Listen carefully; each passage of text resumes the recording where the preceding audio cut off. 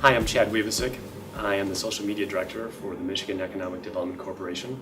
I oversee Pure Michigan's social media efforts, which include 8 different social networks and a blog, and we're interacting on a daily basis with people as they consider Michigan as a place to visit and vacation.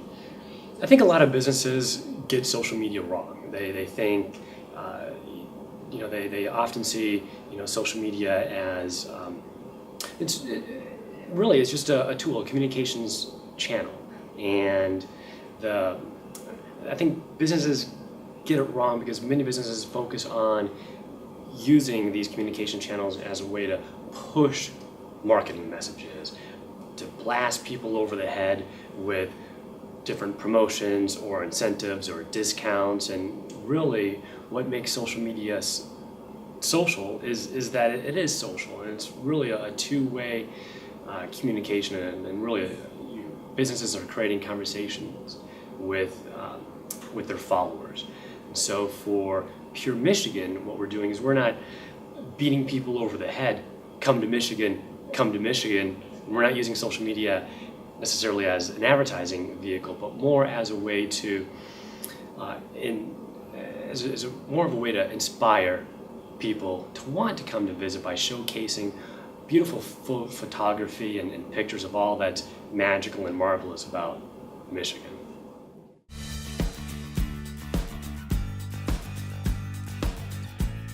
So every business is structured a little bit differently, depending upon the size of the organization, big or small. For us, we hire so we work with a PR and social media agency that provides what we call community management. So we hire a firm that is daily posting to Facebook and posting to Twitter and Pinterest. And this agency, Weber Shandwick, out of Birmingham, also works closely with the other agencies that we have as well, including a branding agency, an agency that does the media planning and buying, that creates the TV commercials. We have another agency that specializes in SEO, search engine optimization, and making sure that Pure Michigan shows up in search results in Google. So we have a number of different agencies that we work with, and social media is one part of a larger communications strategy. And social media doesn't, in our organization, what we find effectively is social media doesn't sit in a silo, that social media is an element that is layered upon everything that we do, if it's traditional or if it's non-traditional.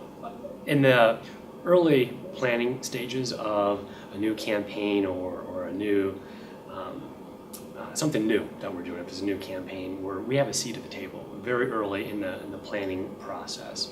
So for instance, routinely we will invite travel writers from USA Today, for instance, and from other travel magazines like Travel and Leisure. We'll invite these travel writers to come to Michigan to vacation and stay here for a week and enjoy some of the great sights and things to do, and then they leave. But during the time, we work with the travel writers so that they share their stories via social media. So they're constantly tweeting about their experience here. They're sharing photographs to their followers on Instagram, and likewise, occasionally they'll blog about their stories. So these are traditional travel writers, but they share their stories not only in print but also in social media during the time that they're here.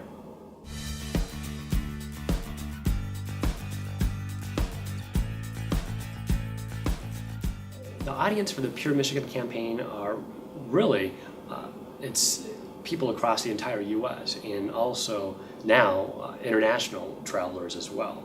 So there's about 4 or 5 states around Michigan that we call feeder markets, and these are states like Illinois or Indiana or Ohio or Wisconsin that neighbor Michigan, that are big travel destinations. These are big markets. If somebody is flying from California to Chicago, making a long trip, and if they're going to spend a week in Chicago hanging out and vacationing, Michigan's only just a couple hours away. So might as well tack on a day or two, or maybe even 3 to your Chicago trip to come visit Michigan. So what we find is the further away people come to visit Michigan, the longer that they stay and the more money that they spend. So so our marketing budget is about $25 million. It sounds like a lot, but it's not a lot when you compare it to other brands that have marketing budgets that are targeting the entire U.S., like General Motors, for instance, that are spending well over $1 billion each year to sell their cars. And so we have a similar objective, which is to market Michigan to the U.S. and now also internationally, just for a mere $25 million a year. So who's our primary audience? Well, it's those surrounding states, but also we find we get a lot of travelers from California and from Texas, from Florida as well, particularly over the summer months when, last year Texas had 40 days where it was over 100 degrees. And you compare that to Michigan, where we have our moderately mild 80 plus degree temperatures in the summer, and it's very attractive. People want to get away from the heat and they come to Michigan.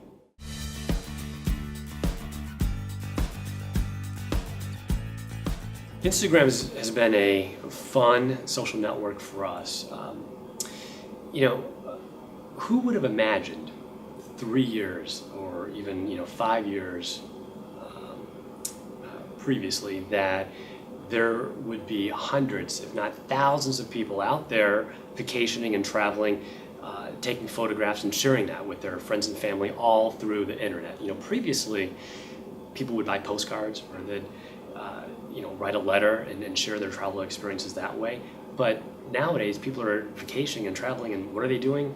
They're living with their cell phone, they're taking photographs, they're sharing them on Instagram and Twitter and Facebook immediately in real time to friends and family. And so Instagram seemingly is tailor-made for the travel and tourism industry.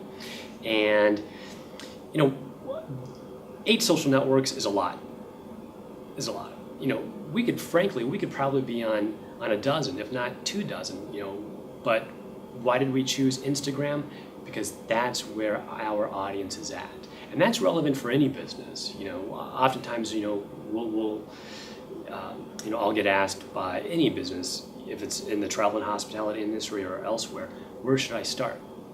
Should I start on Facebook or LinkedIn or where? And the answer is, go where your audience is at and identify where your audience is spending their time, and that's where you should begin. And for Pure Michigan, what we found was that our audience were spending a lot of time on Instagram. And even before we began and created an account on Instagram, we noticed that there were hundreds, and at that time, thousands of photographs that were hashtagged Pure Michigan.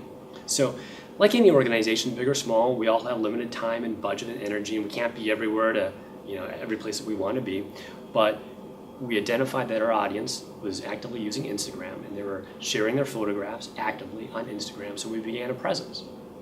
And early in creating an account on Instagram, we had a question. How do we use Instagram? Do we share photographs that we take of our advertising campaign? Do we share that on Instagram?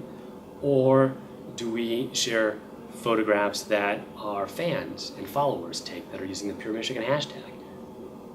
Where do we begin? What's the right approach? Because our photographs from our ad campaign are glossy, and some are slightly photoshopped, and then they're adjusted to be appropriately suitable for billboards or for TV. But Instagram is a different network, right? Because you're capturing photographs in real time, and they're not some are, but they're not necessarily heavily polished like they are, with Photoshopped. So, do we take real photographs, or do we feature our own Pure Michigan photographs? And what we decided to do was to make our fans the heroes.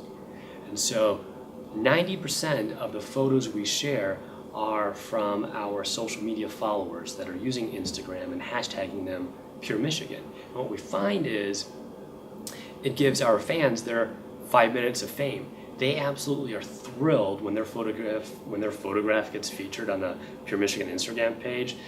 They absolutely love it, and they tell their friends and family, and hey, come check out my photograph. I was featured in Pure Michigan. So by that word of mouth, we're able to accumulate more visibility for Michigan and some of the sights and sounds to see. So that's been an effective approach for us. Another effective approach has been implementing what we call an influencer program. So very early in the process of creating an Instagram account, we identified and chose some influential Instagram users that have hundreds of thousands of followers, and to essentially handed over our account for a weekend to an individual by the name of Tony Detroit. And at the time, he had well over 300,000 followers, and Pure Michigan had just a few hundred. And he lives in Detroit, and what he does is he captures really remarkable photographs of Detroit. And he's got a global audience. People from over in Europe visit his page and say, Tony, I love the awesome photographs you're taking of Detroit. You inspire me to want to travel all the way from Europe to Detroit. So what we did for last year for the Pure Michigan 400 NASCAR race, we invited Tony to capture photographs using the Pure Michigan account on Instagram and showcase through Tony's eyes what it means to attend the Pure Michigan 400 race. And what he did was he captured photographs and posted them on behalf of Pure Michigan and also on his own Instagram page. And because he's got so many followers, inevitably within 20 minutes, consistently within 20 minutes of him ever posting any type of photograph, it shows on Instagram's most popular page. So he gets tens of thousands of likes and comments. So very quickly we were able to amass a huge following base just by teaming up with Instagram influencers like Tony Detroit.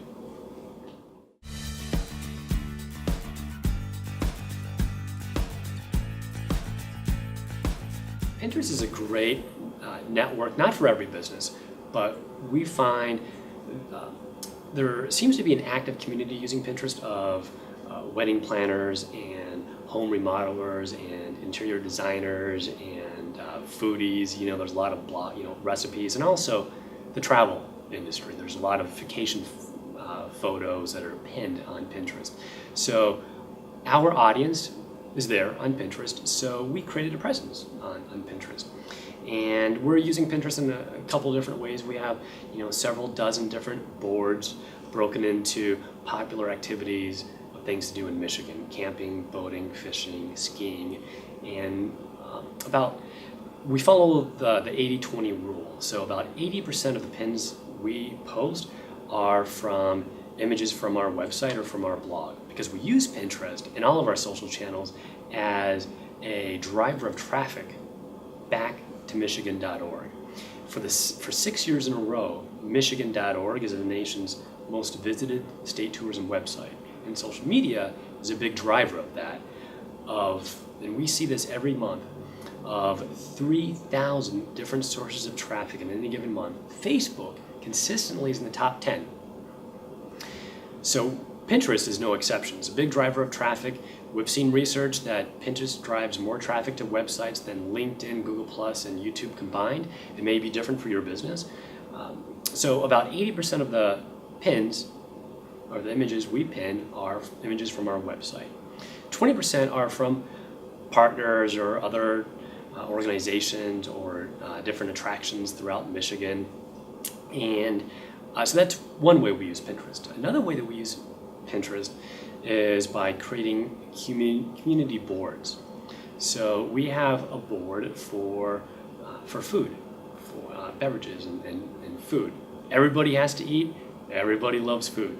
So we have a community contributed board for food, and we invite restaurants and convention and visitor bureaus and other tourism organizations in Michigan that have an interest in promoting food to contribute to it. And it's a great way just to kind of, build interest amongst a larger community.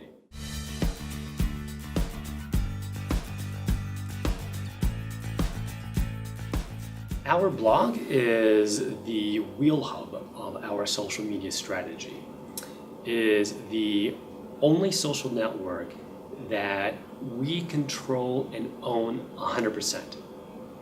If you think of Facebook and you think of Twitter and these other social networks, those are owned by those media companies. We don't own our presence on Facebook. Let me put this in perspective.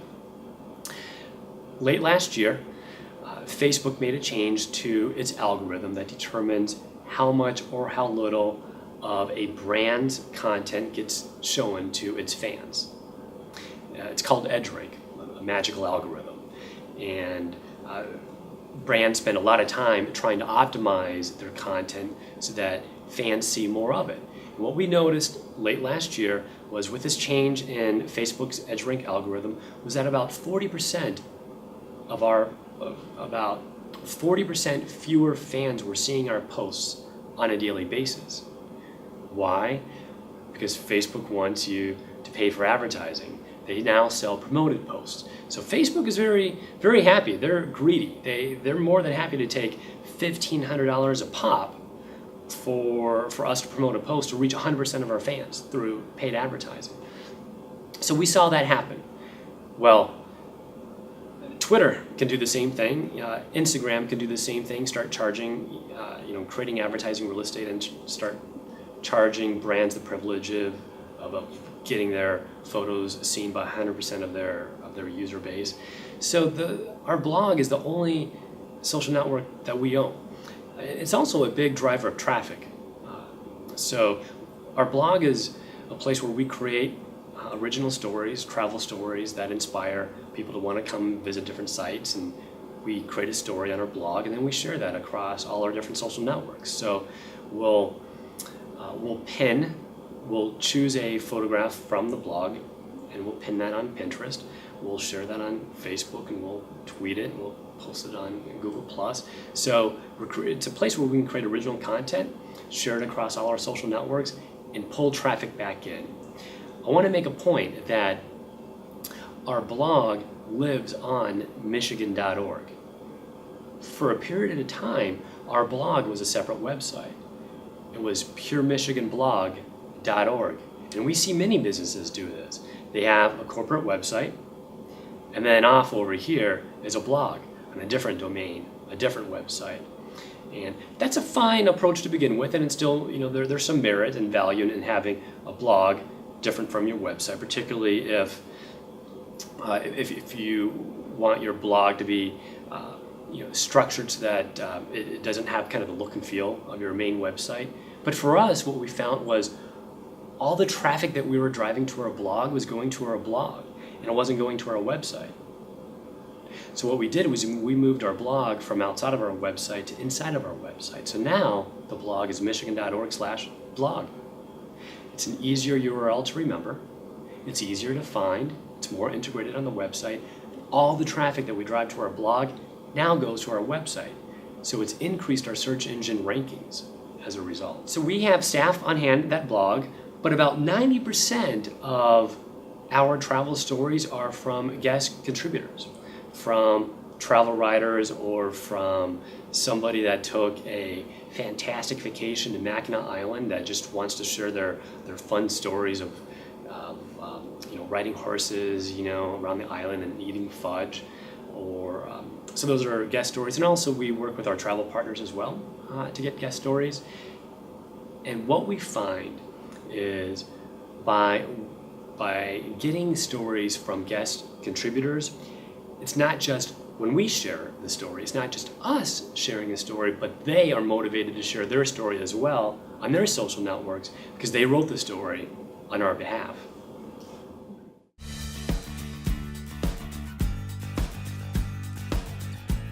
So we've been privileged to have a beloved brand and live in a beautiful state that's very easy to promote, and we have a talented team to help promote it. So we've been fortunate in that respect.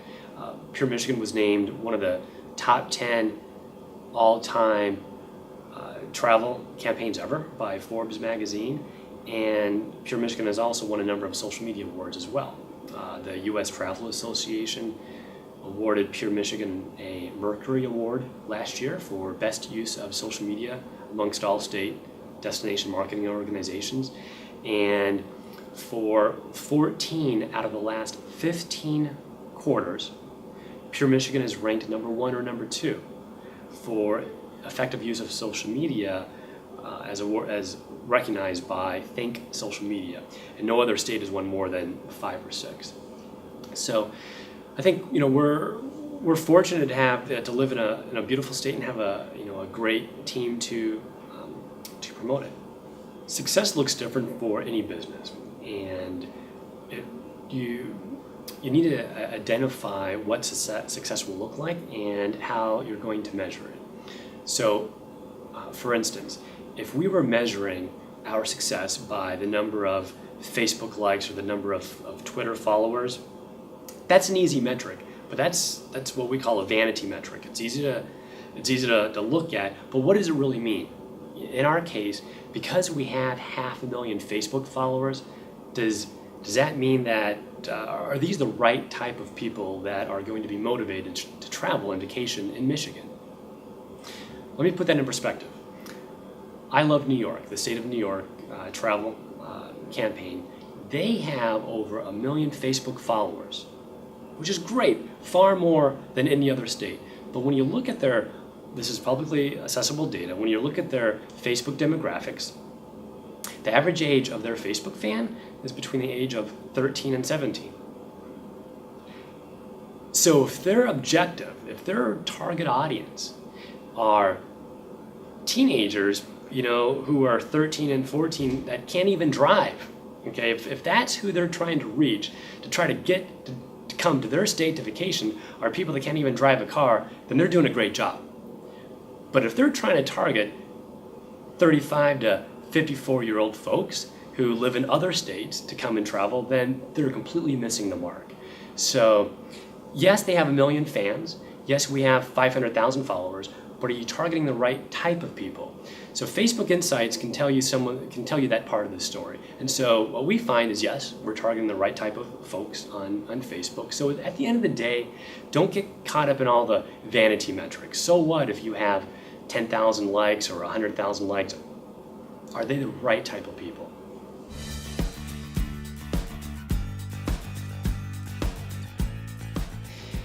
So it's a fast-growing field, and many businesses, large and smaller, are looking for a social media manager, somebody that can promote their organization's mission on Facebook and Twitter and LinkedIn. So it's a fast-growing field, but unfortunately the industry has no licensing or certification or credentialing process out there.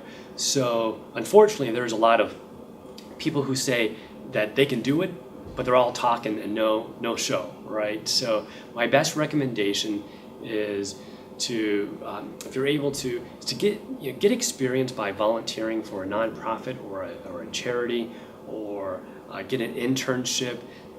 Try to get some type of experience managing an organization's business presence on Facebook or on Twitter. That'll give you some experience, because employers understand that just because somebody has a Facebook page personally doesn't mean that you can effectively promote a business on Facebook.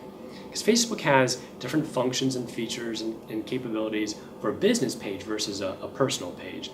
So being able to show a potential employer that you know how to promote a business on social media will get you a lot further than other candidates. So try to get experience by volunteering at a nonprofit or a charity, and also get active in social media professional organizations or chapters in your city, and network and get your name out there.